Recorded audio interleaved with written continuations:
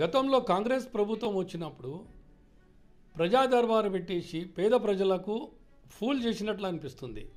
ఎందుకంటే ఎన్నో అప్లికేషన్స్ ఒక ప్రజా దర్బార్లో వాళ్ళు అప్లికేషన్స్ పెట్టేటప్పుడు pension, old age pension, widow pension, ration card, ఇల్లు లేని వాళ్ళు డబుల్ బెడ్రూమ్ విషయంలో అప్లికేషన్ పెట్టుకున్నారు. కానీ ఎలాంటి సమాచారం ఇంతవరకు వాళ్ళకు డిపార్ట్మెంట్ కాడ వెళ్ళి మున్సిపాల్లో ఎంక్వైరీ చేస్తే వస్తుంది, మేమేం చెప్పాలి, నడుస్తుంది అంతే చెప్తారు. కానీ సమాధానం ఇస్తలేరు. 5 సంవత్సరాలు అయినాయి, విడో పెన్షన్స్ లేవు, వాళ్ళకి ఎలాంటి సహారా లేదు.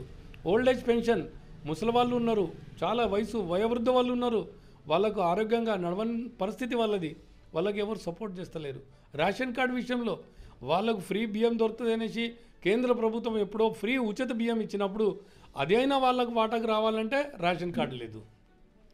ఇన్కమ్ సర్టిఫికేట్ కాడ పోతే ఇన్కమ్ సర్టిఫికేట్ లేట్ అవుతుంది.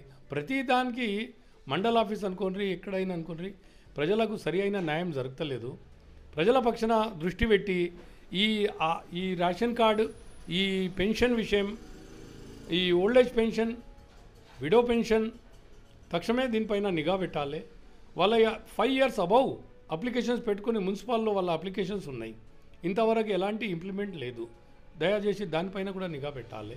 ప్రభుత్వం బాధ్యత అది. ఉన్న సంబంధిత మా ఎమ్మెల్యే గారు, ఉప్పల్ అసెంబ్లీ ఎమ్మెల్యే గారు బండారు లక్ష్మారెడ్డి గారు కూడా దీనిపైన తక్షణమే యాక్షన్ తీసుకోవాలని మేము మనవి చేస్తున్నాం. యాజ్ ఎ డివిజన్ అధ్యక్షుగా వినోద్ కుమార్ అని బీజేపీ కార్యకర్తగా చెప్పే బాధ్యత నేను చెప్తున్నాను. మరి ఎందుకు పెన్షన్లు ఆగిపోయినాయి? పెన్షన్లు ఎంక్వైరీ చేస్తే ఏమీ లేదు, ఏం చెప్తలేరు.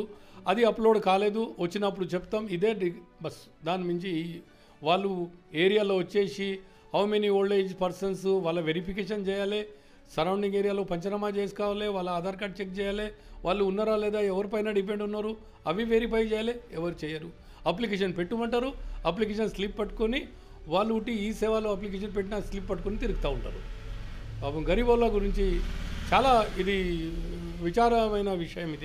దీనిపైన తక్షణమే గవర్నమెంట్ అనుకోండి, ఎవరు సంబంధిత అధికారులు దీనిపైన నిఘా పెట్టాలి, ఎంక్వైరీ చేయాలి, ప్రజలకు న్యాయం చేయాలి. ప్రజల పక్షాన మేము అడిగేది ఇదే, మాకు విషయంలో అడగలేం. నెక్స్ట్ ఇంకోటి ఆయుష్మాన్ భారత్ కేంద్ర ప్రభుత్వము ఇచ్చిన ఒక పెద్ద పేద ప్రజల కోసం ఇచ్చిన పెద్ద ఇది. దాని విషయంలో స్టేట్ గవర్నమెంట్ ఆయుష్మాన్ భారత్ విషయంలో వచ్చినప్పుడు ఆ కేవైసీ అంటారు, ఇది అంటారు, అది అంటారు, అది రిజిస్టర్డ్ కానే కాదు. వీళ్ళు ఏదో ఇంకా వీళ్ళ ప్లాన్ నడుపుతారు. అక్కడి నుంచి Ayushman Bharat 5 lakhs, 10 lakhs, 70 years above ఉన్నవాడికి, ప్రతి ఒక్క పేద ప్రజడికి, ప్రతి ఒక్క వ్యక్తికి ఆయుష్మాన్ భారత్ ఇప్పియాలనేసి మా దగ్గర అప్లికేషన్ ఫామ్స్ కూడా ఉన్నాయి. మేము ఎన్నో అప్లికేషన్ ఫామ్స్ ఇచ్చినాం, కానీ అవి ఇంప్లిమెంట్ అవుతలేదు. ఇది ఎక్కడా లోతుంది. స్టేట్ గవర్నమెంట్దా ఏమన్నా మైనస్ ప్లస్ ఉంటే అడగాలి, చెప్పాలి, ఇది ఉన్నది, ఇది అది ఉన్నది, దాని విషయంలో ఏదైనా డిస్కస్ చేయాలి. ఇప్పుడు రీసెంట్లీ రేషన్ కార్డులో ఎవరిదైనా పేరు యాడ్ చేయాలంటే, మీరు అప్లై చేయాలంటే మళ్ళీ మీ సేవ, మళ్ళీ ఈ సేవ వెళ్ళాలి.